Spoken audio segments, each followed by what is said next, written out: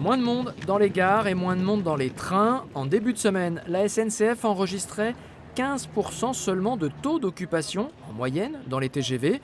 L'offre va donc s'adapter et la fréquence va diminuer. À partir de ce jeudi, il n'y aura plus que 3 TGV sur 10 en circulation, une baisse du trafic qui va bousculer un peu le quotidien de certains usagers. Par la route, c'est un peu compliqué pour moi, donc je suis habitué à prendre le train régulièrement, au moins 2-3 fois par semaine.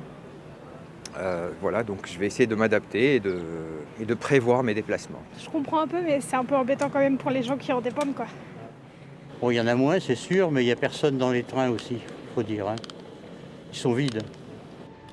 Pour les TER, les trains express régionaux gérés par la région, la fréquentation a également nettement baissé.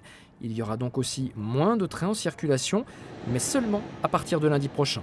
On va de toute manière maintenir les circulations pour les trains qui sont en heure de pointe, donc le matin, le soir, s'assurer que les gens qui travaillent et qui utilisent le train pour aller travailler puissent continuer de disposer de leur train. Et puis en revanche, on va certainement diminuer le nombre de trains qui circulent en milieu de journée, enfin ce qu'on appelle en heure creuse.